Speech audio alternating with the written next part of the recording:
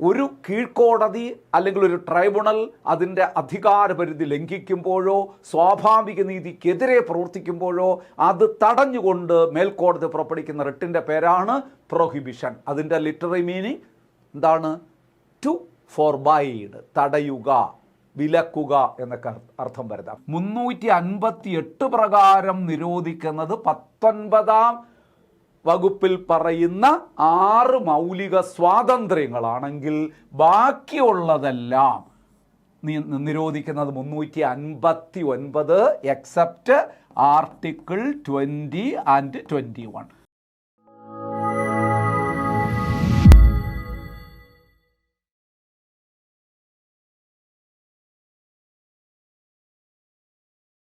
Hi friends, നമസ്കാരം. സഹകാരി rice പ്ലസിൻ്റെ ഇന്നത്തെ constitution ക്ലാസ്സിലേക്ക് ഏവർക്കും ഹൃദ്യമായി സ്വാഗതം.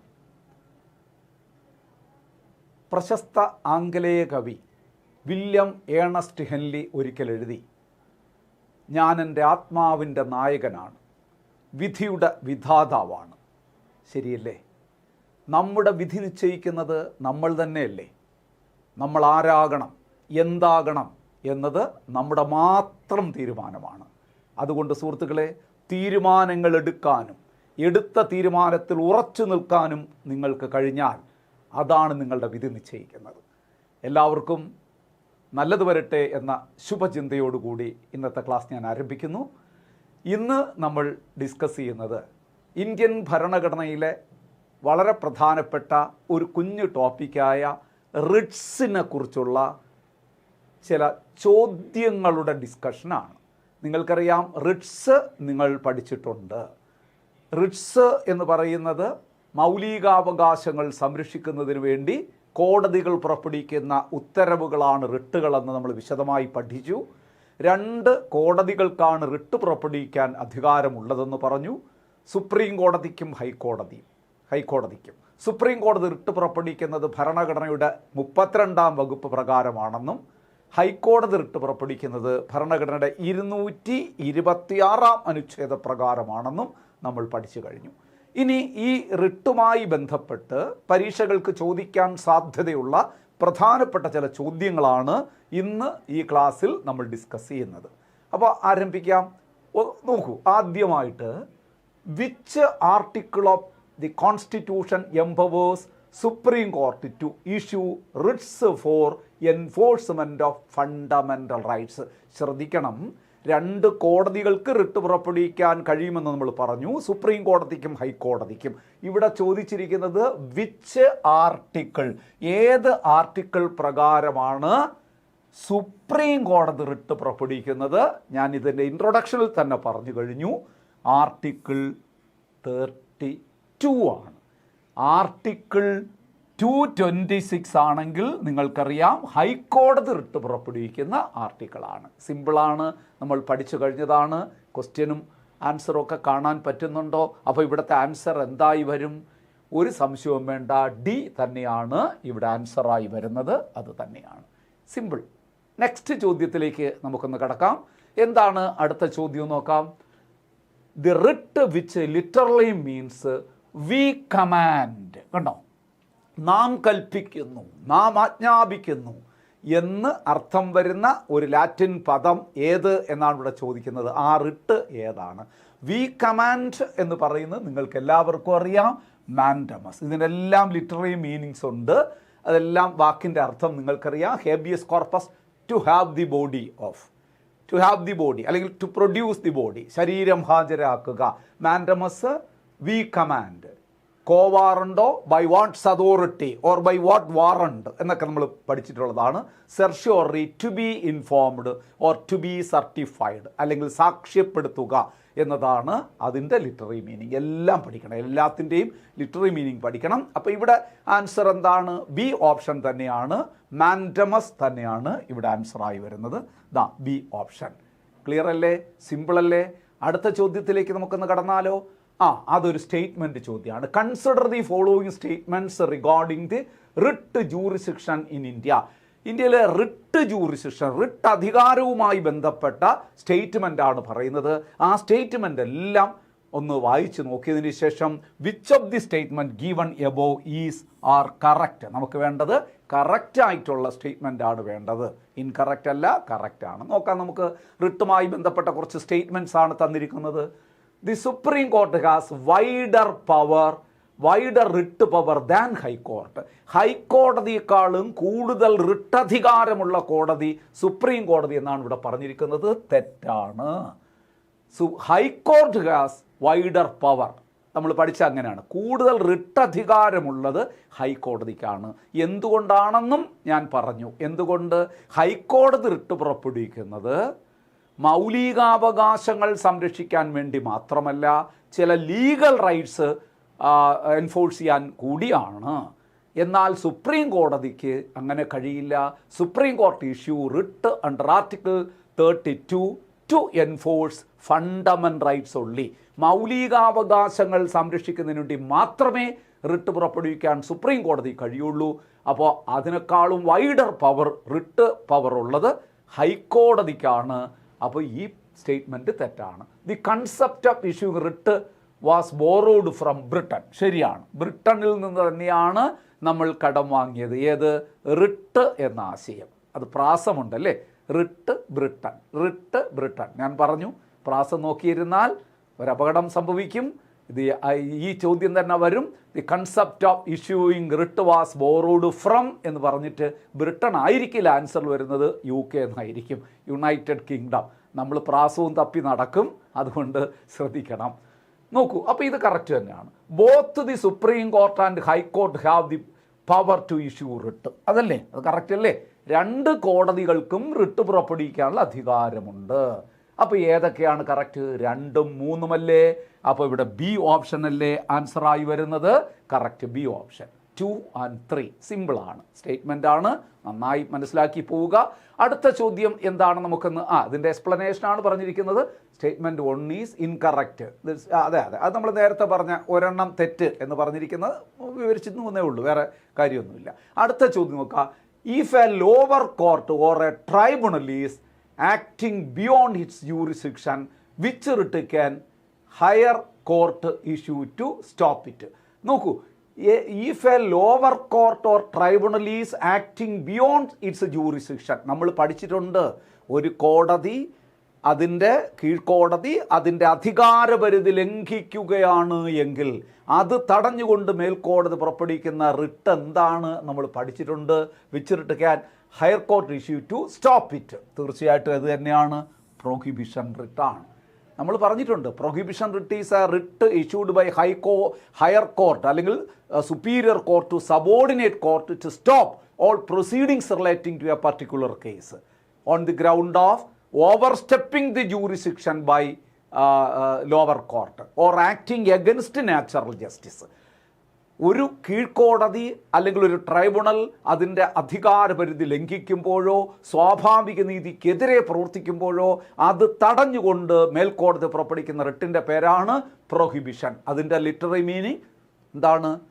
ടു ഫോർബൈഡ്, തടയുക, വിലക്കുക എന്നൊക്കെ അർത്ഥം വരുന്നത്. അപ്പോൾ ഇവിടെ ബി അല്ലേ ഓപ്ഷൻ? കറക്റ്റ്, ബി തന്നെയാണ് ഓപ്ഷൻ. നെക്സ്റ്റ് ചോദ്യത്തിലേക്ക് നമുക്കൊന്ന് കിടക്കാം. The writ of habeas corpus is known as protector of personal freedom അല്ലേ? വ്യക്തി സ്വാതന്ത്ര്യത്തിൻ്റെ സംരക്ഷകൻ എന്നറിയപ്പെടുന്ന റിട്ട് നമ്മൾ പഠിച്ചിട്ടുണ്ട്. ഗാർഡിയൻ ഓഫ് പേഴ്സണൽ ലിബർട്ടി അല്ലെങ്കിൽ personal freedom, watchdog of personal freedom, protector of personal freedom. തീർച്ചയായിട്ടും അത് ഏത് തന്നെയാണ്? ഹേബിയസ് കോർപ്പസ് തന്നെയാണ്. അതായത് habeas corpus is a writ issued to prevent illegal arrest or detention of a person. ഒരു വ്യക്തിയുടെ അല്ലെങ്കിൽ ഒരു വ്യക്തിയെ അന്യായമായി തടങ്കൽ വെച്ചിരിക്കുന്നത് തടഞ്ഞുകൊണ്ട് കോടതി പുറപ്പെടുവിക്കുന്ന ഉത്തരവല്ലേ? അപ്പോൾ വ്യക്തി സ്വാതന്ത്ര്യത്തിൻ്റെ സംരക്ഷകൻ എന്നല്ലേ പറയുന്നത്? സി അല്ലേ ഇവിടെ ഓപ്ഷനായി ഈ കറക്റ്റ് ഓപ്ഷനായി വരുന്നത്? കറക്റ്റ് തന്നെയാണ്. അടുത്ത ചോദ്യം നോക്കൂ. Which of the following Ritz can be used against private individuals cannot be issued against private individuals എന്നാണ്. അതായത് സ്വകാര്യ വ്യക്തികൾക്കെതിരെ പുറപ്പെടുവിക്കാൻ കഴിയാത്ത റിട്ട് ഏതാണ്? നമ്മൾ പഠിച്ചിട്ടുണ്ടല്ലോ, മാൻഡമസ് റിട്ട്. സ്വകാര്യ വ്യക്തികൾക്കെതിരെ പുറപ്പെടുവിക്കാൻ കഴിയുമോ? കഴിയില്ല. അപ്പോൾ ഒന്നായി കഴിഞ്ഞു. ഹേബിയസ് കോർപ്പസ് അങ്ങനെയൊന്നുമില്ല. ആർക്കെതിരെയും പുറപ്പെടുവിക്കാവുന്ന റിട്ടാണ്. കോവാറണ്ടോയും നമുക്കറിയാം പ്രൈവറ്റ് പാർട്ടി. നോക്കൂ, ഇത് മാൻഡമസ് എന്ന് പറഞ്ഞു കഴിഞ്ഞാൽ ഒരു പൊതുസ്ഥാപനമോ ഒരു ഉദ്യോഗസ്ഥനോ കടമ നിറവേറ്റാതിരിക്കുമ്പോൾ കോടതി പുറപ്പെടുവിക്കുന്ന ഉത്തരവാണ്, അല്ലാതെ സ്വകാര്യ വ്യക്തികൾക്കെതിരെ അല്ല. അതൊരു പബ്ലിക് പേഴ്സൺ ആണ്, ഒരു ഒഫീഷ്യൽ അല്ലെങ്കിൽ ഒരു ഒഫീഷ്യൽ അതോറിറ്റിക്ക് വേണ്ടിയിട്ട്. അത് സ്വകാര്യ വ്യക്തികൾക്കെതിരെ മാൻഡമസ് റിട്ട് പുറപ്പെടുവിക്കാൻ അധികാരമില്ല. അത് തന്നെയാണ് കോവാറണ്ടോയുടെയും. കോവാറണ്ടോ എന്ന് പറയുന്നത് എന്താണ്? ബൈ വാട്ട്സ് അതോറിറ്റി, എന്ത് അധികാരത്തിൽ നിങ്ങൾ ഇവിടെ ഇരിക്കുന്നു, ഈ ചെയറിലിരിക്കുന്നു എന്ന് കോടതി ചോദിക്കുന്നതാണ്. അപ്പോൾ അത് ആർക്കെതിരെ ഉപയോഗിക്കാൻ പറ്റുള്ളൂ? വലിയ ഉത്തരവാദപ്പെട്ട ഒരു പബ്ലിക് ഒഫീഷ്യൽസിന് തന്നെയായിരിക്കാം. അത് ചിലപ്പോൾ ഒരു മന്ത്രിയാകാം, അല്ലെങ്കിൽ ഭരണഘടനാ സ്ഥാപനങ്ങളുടെ തലപ്പത്തിരിക്കുന്ന വ്യക്തിയോടാകാം. അല്ലാതെ നമ്മളെപ്പോലെയുള്ള സ്വകാര്യ വ്യക്തികളോട് കോടതി പറയുന്നതല്ല, ഇഷ്യൂ ചെയ്യുന്നതല്ല. അപ്പോൾ തീർച്ചയായിട്ടും ഈ രണ്ട് കാര്യം ഇവിടെ ആൻസറായി വരുന്ന സ്വകാര്യ വ്യക്തികൾക്കെതിരെ, പ്രൈവറ്റ് ഇൻഡിവിജ്വൽസിനെതിരെ പുറപ്പെടുവിക്കാൻ കഴിയാത്ത റിട്ടുകൾ മാൻഡമസും കോവാറണ്ടയും. അപ്പോൾ 1ഉം 3ഉമാണ് ഇവിടുത്തെ ആൻസർ. അപ്പം ബി ഓപ്ഷനാണ് ആൻസറായി വരുന്നത്. ക്ലിയർ ആവുന്നുണ്ടോ? ക്വസ്റ്റ്യനും ആൻസറും ഒക്കെ ഞാൻ അടയാളപ്പെടുത്തുന്നതൊക്കെ കാണാൻ പറ്റുന്നുണ്ടോ? ഇടയ്ക്ക് നിങ്ങളൊരു അഭിപ്രായം പറഞ്ഞു, പിന്നെ ക്വസ്റ്റ്യനൊന്നും വായിക്കാൻ പറ്റുന്നില്ല, ഞാൻ വലിയ തടസ്സമായി ഫ്രണ്ടിൽ നിൽക്കുന്നു എന്നൊക്കെ പറഞ്ഞ് നിങ്ങളെ ഒരു പരാതിയല്ല, പരാതിയെന്ന് ഞാൻ പറയൂല. നിങ്ങൾ പറയുന്നതെല്ലാം ക്രിയേറ്റീവായിട്ടുള്ള നിർദ്ദേശങ്ങളാണ്, ഞാനത് ഉൾക്കൊള്ളുന്നു. അതുകൊണ്ടാണ് ഞാൻ ചോദിക്കുന്നത്. ഇപ്പം കാണാൻ പറ്റുന്നുണ്ടോ? എന്നെ അല്ല, ഈ ചോദ്യവും ഉത്തരവും കാണാൻ പറ്റുന്നുണ്ടോ? എന്നെ നിങ്ങൾ കാണണമെന്നില്ല കേട്ടോ, ചോദ്യവും ഉത്തരവും. പിന്നെ ചിലപ്പോൾ ഞാൻ ഈ എക്സ്പ്ലെയിൻ ചെയ്യുന്നതിൻ്റെ ഉള്ള ചില ആവേശം കയറി ഞാൻ ചിലപ്പോൾ ഇങ്ങോട്ടൊക്കെ വന്നെന്ന് വരും കേട്ടോ. അത് നിങ്ങൾ തൽക്കാലത്തേക്കൊന്ന് ക്ഷമിച്ചോളണം കേട്ടോ. അത് ബോധപൂർവം ചെയ്യുന്നതല്ല. ഇങ്ങനെ നമ്മൾ എക്സ്പ്ലെയിൻ ചെയ്യുന്നതിൻ്റെ കൂട്ടത്തിൽ സ്വാഭാവികമായിട്ടൊരു എനർജി, മാത്രമല്ല നിങ്ങളുടെ മുമ്പിൽ നിൽക്കുമ്പോഴാണ് എനിക്ക് എനർജി ഉണ്ടാകുന്നത്, മനസ്സിലാകുന്നുണ്ടല്ലോ. അപ്പോൾ അങ്ങനെയൊക്കെ സംഭവിച്ചു പോകുന്നതാണ്. പരമാവധി ഞാനത് ശ്രദ്ധിച്ചോളാം. നിങ്ങൾക്ക് ക്വസ്റ്റ്യനും ആൻസറും ഒക്കെ കാണത്തക്ക രീതിയിൽ തന്നെ ഞാൻ എക്സ്പ്ലെയിൻ ചെയ്യാൻ ശ്രമിക്കാം കേട്ടോ. ഓക്കെ, അപ്പോൾ എക്സ്പ്ലെയിൻ ചെയ്ത് കഴിഞ്ഞതിന് ശേഷം ഞാൻ ചിലപ്പോൾ ഫ്രണ്ടിലേക്ക് വരും, അത് കുഴപ്പമില്ല അല്ലേ. അപ്പോൾ അടുത്ത ചോദ്യം നമുക്കൊന്ന് പരിശോധിക്കാവാം. അതിൻ്റെ ആൻസർ നമ്മൾ പറഞ്ഞു 1ഉം 3ഉമാണ് അടയാളപ്പെടുത്തിയിട്ടുണ്ടായിരുന്നു നമ്മൾ അല്ലേ. അപ്പോൾ ഇനി അടുത്ത ചോദ്യം നമുക്കൊന്ന് പരിശോധിക്കാം. ഇതിൻ്റെ എക്സ്പ്ലനേഷനാണ്, അത് പ്രത്യേകിച്ച് പറയേണ്ടതില്ല, ഞാൻ പറഞ്ഞത് തന്നെയാണ് കേട്ടോ. അടുത്ത നോക്കൂ. Under Article 358, the President can suspend fundamental rights listed in which article during an external emergency? ഇത് എമർജൻസി പഠിക്കുമ്പോഴും പഠിക്കുന്നതാണ്, ഫണ്ടമെൻ്റൽ റൈറ്റ്സ് പഠിക്കുമ്പോൾ പഠിക്കുന്നതാണ്, എല്ലാം അവിടെ എല്ലാം നമ്മൾ പറയുന്നതാണ്. ഇന്ത്യൻ ഭരണഘടനയിലെ ആർട്ടിക്കിൾ 358 പ്രകാരം president can suspend fundamental rights listed in which article during an external emergency. നമ്മൾ പഠിച്ചിട്ടുണ്ട്, എമർജൻസി പീരീഡിലാണ് fundamental rights are suspended by the president under article 358 and article 359. പഠിച്ചത് ഓർമ്മയുണ്ടോ? 358ഉം 359 ആർട്ടിക്കിൾ അനുച്ഛേദങ്ങൾ പ്രകാരമാണ് രാഷ്ട്രപതി അടിയന്തരാവസ്ഥ സമയം മൗലികാവകാശങ്ങൾ നിരോധിക്കുന്നത്. അവിടെയും നമ്മൾ പറഞ്ഞു 358 പ്രകാരം നിരോധിക്കുന്നത് 19ാം വകുപ്പിൽ പറയുന്ന 6 മൗലിക സ്വാതന്ത്ര്യങ്ങളാണെങ്കിൽ ബാക്കിയുള്ളതെല്ലാം നിരോധിക്കുന്നത് 359 എക്സെപ്റ്റ് ആർട്ടിക്കിൾ 20 ആൻഡ് 21. 20ഉം 21ഉം അത് ഒരിക്കലും നിരോധിക്കാൻ പറ്റില്ല നമ്മൾ പറഞ്ഞു. അതൊഴികെ ബാക്കിയുള്ള എല്ലാ മൗലികാവകാശങ്ങളും നിരോധിക്കുന്നത് 359 പ്രകാരമാണ്. എന്നാൽ 358 പ്രകാരം 19ാം വകുപ്പിൽ പറയുന്ന എന്താണ് മൗലിക സ്വാതന്ത്ര്യങ്ങൾ നിരോധിക്കുന്നു. ഇവിടെ പറഞ്ഞത് അതല്ല. അങ്ങനെ നിരോധിക്കുന്നത് ഏത് സമയത്തായിരിക്കണം? എക്സ്റ്റേണൽ എമർജൻസി പീരീഡിൽ മാത്രമേ ഈ ആർട്ടിക്കിൾ പ്രയോഗിക്കാൻ കഴിയുകയുള്ളൂ. If an emergency is declared on the ground of armed rebellion, this article cannot be used by the president. ഇത് ഉപയോഗിക്കാൻ പറ്റില്ല, 19ാം വകുപ്പ് റദ്ദ് ചെയ്യാൻ പറ്റില്ല. അതായത് എക്സ്റ്റേണൽ എമർജൻസിയുടെ സമയത്ത്, ദേശീയ ബാഹ്യ അടിയന്തരാവസ്ഥ, അതായത് എക്സ്റ്റേണൽ അഗ്രഷൻ, സിവിൽ വാർ എന്നീ കാരണങ്ങളാൽ പ്രഖ്യാപിക്കുന്ന അടിയന്തരാവസ്ഥയ്ക്ക് മാത്രമേ എന്ത് ചെയ്യാൻ പറ്റുള്ളൂ? ആർട്ടിക്കിൾ 19 റദ്ദ് ചെയ്യാൻ കഴിയും. ഇവിടെ ചോദിച്ചിരിക്കുന്നത് ആ എക്സ്റ്റേണൽ എമർജൻസി പീരീഡിൽ 358 പ്രകാരം ഏത് ആർട്ടിക്കിളാണ് റദ്ദാക്കുന്നത്. ഞാനിവിടെ പറഞ്ഞു കഴിഞ്ഞു, ആർട്ടിക്കിൾ 19 ആണ്. അപ്പോൾ ഇവിടുത്തെ ഓപ്ഷൻ, കറക്റ്റ് ഓപ്ഷൻ വരുന്നത് സി ആണ്, ആർട്ടിക്കിൾ 19 തന്നെയാണ്. ക്ലിയർ അല്ലേ? സിമ്പിൾ അല്ലേ? ഇതാ വരുന്നു അടുത്തത്. The writ of certiorari. Writ ശ്രദ്ധിക്കണേ, certiorari is issued for what purpose? Certiorari നമ്മൾ പഠിച്ചിട്ടുണ്ടാണ്. എന്താണ്? To be informed, to be certified, സാക്ഷ്യപ്പെടുത്തുക എന്നർത്ഥം വരുന്ന പദമാണ്. അതായത് it is a writ issued by issued by superior court, subordinate court. അതാണ് മേൽക്കോടതി കീഴ്ക്കോടതിക്ക് പുറപ്പെടുവിക്കുന്ന റിട്ടുകളിൽ ഒന്നാണ്. മറ്റൊന്ന് പ്രൊഹിബിഷനും അത് തന്നെയാണ്. ഇതെന്താണ്? മേൽക്കോടതി കീഴ്ക്കോടതിക്ക് പുറപ്പെടുവിക്കുന്ന റിട്ട് എന്താണ്? എന്താവശ്യപ്പെട്ടുകൊണ്ട്?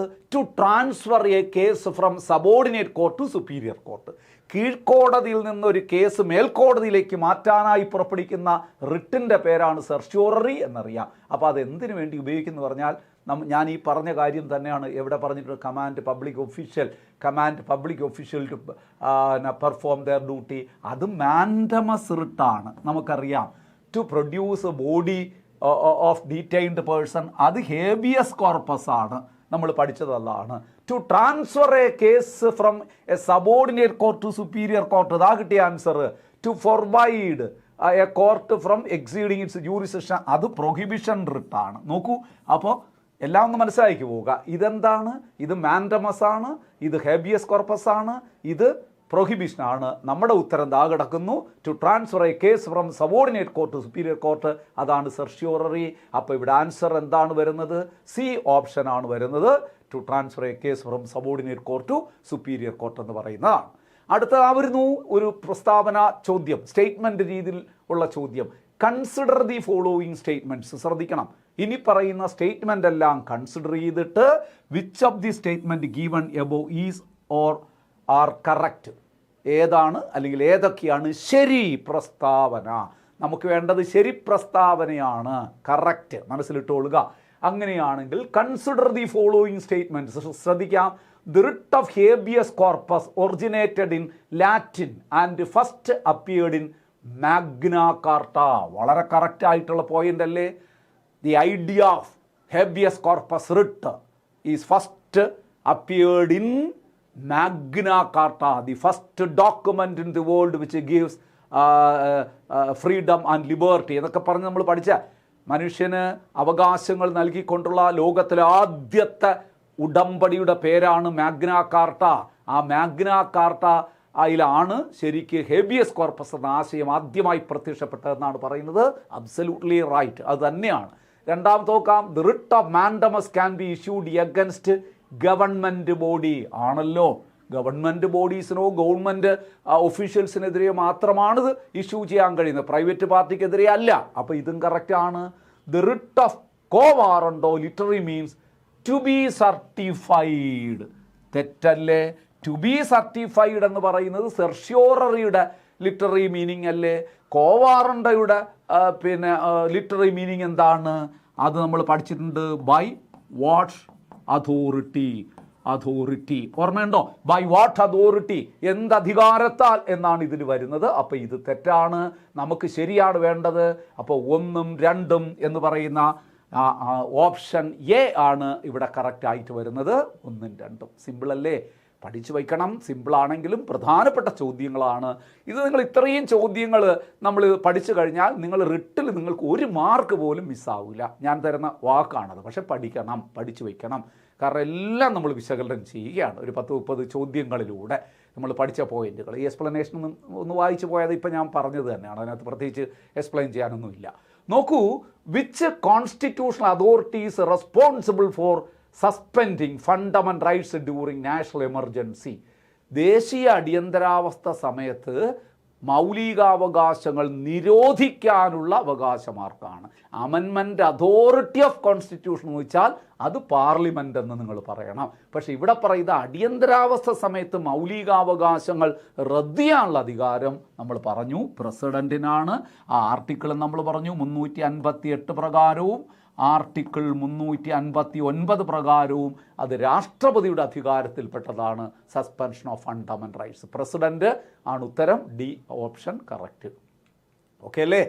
നെക്സ്റ്റ് ചോദ്യം നോക്കാം. The higher court's power to issue writ is granted under. Higher court അല്ല, sorry, high court. The high court's power, ഹൈക്കോടതിയുടെ അധികാരം, റിട്ട് പുറപ്പെടുവിക്കാനുള്ള ഹൈക്കോടതിയുടെ അധികാരം നമ്മൾ പറഞ്ഞു കഴിഞ്ഞു. ആർട്ടിക്കിൾ 226 32 സുപ്രീം കോടതിയുടെ അധികാരമാണ്. തെറ്റിപ്പോകരുത്, മാറിപ്പോകരുത്. അപ്പോൾ ഇവിടെ ബി ഓപ്ഷനാണ് ആൻസറായി വരുന്നത്. B option. ക്ലിയർ അല്ലേ? നല്ല ചോദ്യങ്ങളല്ലേ ഇതൊക്കെ നിങ്ങൾക്ക് വ്യക്തമായി അറിയാം എന്ന് ഞാൻ വിശ്വസിക്കുന്നു. കാരണം റിട്ടൊക്കെ നമ്മൾ ഭംഗിയായി പഠിച്ചതാണ്. നിങ്ങളെല്ലാം അത് നന്നായി പഠിച്ച് മുന്നേറുന്നവരാണ് എന്നെനിക്ക് ഉറപ്പുണ്ട്. അപ്പോൾ തീർച്ചയായിട്ടും നിങ്ങൾ പഠിച്ചിട്ടുണ്ട്. ഇനി എന്തെങ്കിലും സംശയമുള്ളവർ ഈ ക്വസ്റ്റ്യൻ എക്സ്പ്ലനേഷനിലൂടെ ആ സംശയങ്ങളെല്ലാം മാറ്റും എന്ന് എനിക്ക് ഉറപ്പുണ്ട്. അടുത്ത് നോക്കൂ. The writ of quo warranto is used to. Quo warranto എന്തിനാണെന്ന് നമുക്കറിയാം. Quo warranto by what's authority, എന്തധികാരത്തിൽ നീ ചെയറിലിരിക്കുന്നു എന്ന് ചോദിക്കുന്നതല്ലേ. അപ്പോൾ എന്തായിരിക്കാം അതിൻ്റെ ഉദ്ദേശം? നമ്മൾ പറഞ്ഞു എന്താണ്. ഒരു വ്യക്തി ഹോൾഡ് ചെയ്യുന്ന ഓഫീസ്, അങ്ങനെ ഹോൾഡ് ചെയ്യാൻ അയാൾ അർഹതയുണ്ടോ, എൻറ്റൈറ്റിൽഡ് ആണോ എന്ന് നോക്കുന്നതല്ലേ ശരിക്ക് പറഞ്ഞു കഴിഞ്ഞാൽ നമ്മുടെ പബ്ലിക്. ശരിക്ക് കോ വാറണ്ടോ എന്ന് പറഞ്ഞാൽ, quo warranto writ is issued to എന്തിനാണെന്ന് അറിയാമല്ലോ. നമുക്ക് എന്തിനാണ് ഇഷ്യൂ ചെയ്യുന്നത്? to ensure that a person holding a public office is entitled to hold such an office. ഒരു പൊതു സ്ഥാനത്തിരിക്കുന്ന ഒരു വ്യക്തി ആ സ്ഥാനത്ത് ഇരിക്കാൻ അർഹനാണ് എന്ന് ഉറപ്പിക്കുന്ന റിട്ടല്ലേ. അപ്പോൾ ഇതല്ലേ answer. Protector of personal liberty, habeas corpus നിങ്ങൾക്കറിയാം. ഇനി പബ്ലിക് ഒഫീഷ്യൽ അവരുടെ ഡ്യൂട്ടി പെർഫോം ചെയ്യണമെന്ന് പറഞ്ഞുകൊണ്ട് അയക്കുന്നത് മാൻഡമസ് ആണ് നിങ്ങൾക്കറിയാം. ഇത് നമ്മുടെ ആൻസറാണ്. Transfer a pending case to high court എന്ന് പറയുന്നത്, ഹയർ കോർട്ട് എന്ന് പറയുന്നത് സെർഷ്യൂററി ആണെന്ന് നിങ്ങൾക്കറിയാം. അപ്പോൾ നമ്മുടെ സി അല്ലേ നമ്മുടെ ആൻസറായി വരുന്നത്? സി ആണ്. കറക്റ്റ് തന്നെയാണ്, സി. അടുത്ത ചോദ്യം നമുക്കൊന്ന് പരിശോധിക്കാം. ശ്രദ്ധിക്കുക. Why is the writ power of high court considered wider that of supreme court? നമ്മൾ പറഞ്ഞല്ലോ റിട്ടിൻ്റെ കാര്യത്തിൽ കൂടുതൽ അധികാരങ്ങളുള്ളത് ഹൈക്കോടതിക്കാണ്. ഇന്ത്യയുടെ പരമാധികാര കോടതി എന്ന് പറയുന്നത് സുപ്രീം കോടതി ആണെങ്കിലും റിട്ട് ജൂറിസ്ഡിക്ഷൻ്റെ കാര്യത്തിൽ കുറച്ചുകൂടി പവർ ഉള്ളത് ഹൈക്കോർട്ടിനാണ് എന്ന് നമ്മൾക്കറിയാം. എന്തുകൊണ്ടാണെന്നാണ് പറയുന്നത്? Because high court can issue more types of writ. ഹൈക്കോടതിക്ക് ഒരുപാട് തരം റിട്ടുകൾ പുറപ്പെടുവിക്കാൻ അധികാരമുണ്ട്. അങ്ങനെയൊന്നുമില്ല, അത് തെറ്റാണ്. Because high court can issue writs against supreme court. അയ്യോ, പൊട്ടത്തെറ്റല്ലേ. സുപ്രീം കോടതിക്കെതിരെ ഹൈക്കോടതിക്ക് റിട്ട് പുറപ്പെടുവിക്കാൻ അധികാരമുണ്ട്. അതും തെറ്റാണ്. Because high courts can enforce both fundamental and other legal rights. ഇതല്ലേ നമ്മൾ പഠിച്ചത്. ഹൈക്കോടതിക്ക് മൗലികാവകാശങ്ങളും ഫണ്ടമെൻ്റൽ റൈറ്റ്സും അതുപോലെ തന്നെ അതർ ലീഗൽ റൈറ്റ്സും പ്രൊട്ടക്റ്റ് ചെയ്യാനുള്ള, എൻഫോഴ്സ് ചെയ്യാനുള്ള അവകാശമുണ്ട്, അധികാരമുണ്ട് എന്ന് പറഞ്ഞ സി അല്ലേ. Because high court judge have more. അതൊന്നുമല്ല, ഇത് തന്നെയാണ്. സി ആണ് ഇവിടെ ആൻസറായി വരുന്നത്. C the answer. ക്ലിയർ അല്ലേ? ഇനി നമുക്ക് നോക്കാം. അടുത്ത ചോദ്യത്തിലേക്ക് വരാം. നോക്കൂ, ഇവിടെ match the following Ritz with their എന്താണ് ലിറ്ററൽ മീനിങ്. ഓരോന്നിൻ്റെ ലിറ്ററൽ മീനിങ് ആണ്, അത് വാക്കിൻ്റെ അർത്ഥമാണ് ഈ ടേബിളിൽ കൊടുത്തിരിക്കുന്നത്. പ്രൊഹിബിഷൻ നിങ്ങൾക്കറിയാം. പ്രൊഹിബിഷൻ എന്ന് പറയുന്നത് ടു ഫോർബൈഡ്. അപ്പോൾ എ ഇതല്ലേ, എ ഇവിടെ വരും. To forbid. അടുത്ത് നോക്കൂ, quo warranto by what's authority അല്ലേ. അപ്പം ബി ഇതല്ലേ, by what's authority. Habeas corpus to have the body എന്നല്ലേ. അപ്പോൾ സി ഇവിടെ അല്ലേ സി വരുന്നത്. മാൻഡമസ് വി കമാൻഡ്, ഡി എന്ന് പറയുന്നത് ഇതാണ്. ഇനി നമുക്ക് പറയാം 1 സി, 2 എന്താണ് ഡി, 2 ഡി, 3 എ, 4 ബി. അപ്പോൾ ആൻസർ എന്തായി വരും ഇവിടെ? നോക്കൂ, 1 സി പ്രൊഹിബിഷൻ എ. അപ്പോൾ നമ്മളിങ്ങനെ എയിൽ ഇതുമായി മാച്ച് ചെയ്യുന്നതാണ്. അപ്പോൾ എ എന്ന് പറയുന്നത് ഏതിലേക്ക് വരും? എ 3 ആണ്. ബി എന്ന് പറയുന്നത് ഏതാണ്? ബി എന്ന് പറയുന്നത് 4 ബി 4. അപ്പോൾ A3, A3 ഇവിടെയും ഉണ്ട്, നോക്കിക്കൊള്ളുക. B4. സി എന്ന് പറയുന്നത് എവിടെയാണ് നമ്മൾ മാർക്ക് ചെയ്തത്? 1. C1. അപ്പോൾ ഇത് തന്നെയാണ് C1. ഡി എവിടെയാണ് മാർക്ക് ചെയ്തത് നമ്മൾ? ഡി ഇതാ വരുന്നു 2. അപ്പോൾ ഇത് തന്നെ ആൻസർ സി, തീർച്ചയായിട്ടും എ ഓപ്ഷൻ തന്നെയാണ്. നിങ്ങൾ ഇങ്ങനെ മാർക്ക്, ഞാൻ പറഞ്ഞതുപോലെ ഒന്ന് മാർക്ക് ചെയ്തിട്ട് ഒന്ന് പെട്ടെന്ന് നോക്കിയാൽ എളുപ്പം മനസ്സിലാക്കാൻ പറ്റും. അപ്പോൾ നിങ്ങൾ ഇങ്ങനെ ക്വസ്റ്റ്യൻ വരുമ്പോൾ പെട്ടെന്ന് ഇവിടെ തന്നെ അങ്ങ് മാർക്ക് ചെയ്ത് വയ്ക്കുക. എ എന്ന് പറയുന്നത് ദാ ഇവിടെ വരുന്നു, ബി എന്ന് പറയുന്ന കണ്ടെത്തി അപ്പോഴേ തന്നെ മാർക്ക് ചെയ്തിട്ട് നോക്കിയാൽ ആൻസർ കറക്റ്റ് ആയിട്ടും. എ അല്ലേ ഇവിടെ ആൻസറായി വരുന്നത്? കറക്റ്റ് എ ആണ്. അടുത്ത ചോദ്യത്തിലേക്ക് നമുക്കൊന്ന് കടന്നാലോ? നോക്കാം. If a person is found to be ineligible for a public office after a writ is issued, what action can the court take? If a person found to be ineligible for a public office, ഒരു പൊതു സ്ഥാനത്തിരിക്കുന്ന ഒരു വ്യക്തി അവിടെ ഇരിക്കാൻ eligible അല്ല, എന്ത് ചെയ്യും? അയാൾ അവിടുന്ന് തൂക്കിയെടുത്ത് കളയില്ലേ? അതല്ലേ നമ്മുടെ കോവാറണ്ടോ റിട്ടല്ലൊക്കെ നമ്മൾ പഠിച്ചത്. ഒരു വ്യക്തി ആ സ്ഥാനത്തിരിക്കാൻ ഇൻഎലിജിബിൾ ആണെങ്കിൽ order the person to be imprisoned, അയാൾ ജയിലിലടയ്ക്കാനല്ല ഓർഡർ ഇടുന്നത്. Order the person to be removed from the office, അതല്ലേ ആൻസർ. അവിടെ നിന്ന് റിമൂവ് ചെയ്യാൻ പറയും. ആ സ്ഥലത്തിരിക്കാൻ ഇൻകേപ്പബിൾ ആണ്, ഇൻഎലിജിബിൾ ആണ്, അവിടുന്ന് മാറ്റും. ഓർഡർ ഫ്രഷ് ഇലക്ഷൻ അങ്ങനെയൊന്നുമില്ല. അപ്പോൾ ഇത് ബി ആണ് ഇവിടുത്തെ ആൻസറായി വരുന്നത്. B answer. ഓക്കെ അല്ലേ? ക്ലിയർ അല്ലേ? അടുത്ത ചോദ്യത്തിലേക്ക് നമുക്കൊന്ന് പോയാലോ? നോക്കൂ. Which of the following statements is incorrect? നമുക്ക് ഇത് ശ്രദ്ധിക്കണം. നമ്മൾ ഇതുവരെ കറക്റ്റാണ് പറഞ്ഞു. Incorrect based on provided test. ഇനി പറയുന്നതിൽ ഇൻകറക്റ്റ് അത്. Writs are orders issued by court to protect fundamental rights. അത് കറക്റ്റ് അല്ലേ? നമുക്ക് ഇൻകറക്റ്റ് ആണ് വേണ്ടത്. The word habeas corpus has a Latin origin. Latin പദമല്ലേ ഹാവ് ദി ബോഡി എന്നൊക്കെ അർത്ഥം വരുന്നത്? അത് തന്നെയാണ്. The writ of mandamus can be issued against private individuals. ഇതാണ് തെറ്റായി വരുന്നത്. The idea of writ is taken from Britain. ഇത് തെറ്റ്. അപ്പം നമ്മുടെ ആൻസർ നമുക്ക് ഇൻകറക്റ്റ് ആണ് വേണ്ടത്, തെറ്റായിട്ടുള്ളതാണ് വേണ്ടത്.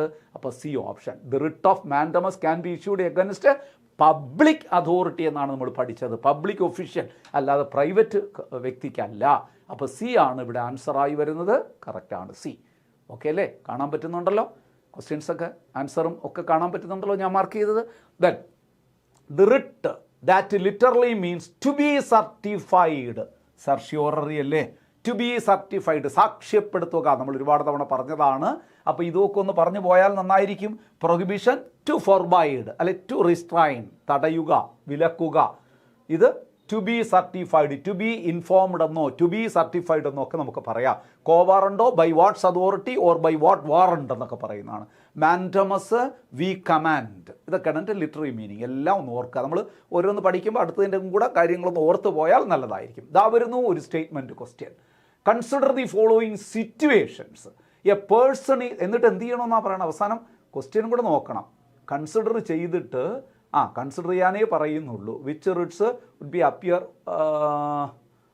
എന്നിട്ട് which writs would appropriate for situation 1, 2 and 3 respectively. ആ ഓർഡറിൽ യഥാക്രമം ഈ പറയുന്ന കാര്യങ്ങൾ ഒന്ന് അറേഞ്ച് ചെയ്യണം. നമുക്ക് നോക്കാം. A person is unlawfully detained. ഒരു വ്യക്തിയെ അന്യായമായി തടങ്കലിൽ വച്ചിരിക്കുന്നു. അതിൻ്റെ പേരെന്താണ്? അതിൻ്റെ പേരല്ലേ ഹേബിയസ് കോർപ്പസ്. ദാ കിടക്കുന്നു ഹേബിയസ് കോർപ്പസ്. ഒന്നായി കഴിഞ്ഞു. 2, a government corporation fails to perform its statutory duty. Statutory duty അതായത് നിയമപരമായ ഉത്തരവാദിത്വം നിർവഹിക്കുന്നതിന് ഒരു ഗവൺമെൻറ് ഒഫീഷ്യൽ അല്ലെങ്കിൽ ഓഫീസ് പരാജയപ്പെട്ടു പോയാൽ അവർക്കെതിരെയല്ലേ നമ്മൾ മാൻഡമസ് റിട്ട് പുറപ്പെടുവിക്കുന്നത്? അപ്പോൾ രണ്ടാമത്തത് അതല്ലേ റെസ്പെക്റ്റീവ്ലി നമ്മൾ പറയുകയാണ്. മൂന്നാമത്തെ നോക്കുക. A person illegally usurps a public office. Illegally എന്താ പറയുന്നത്?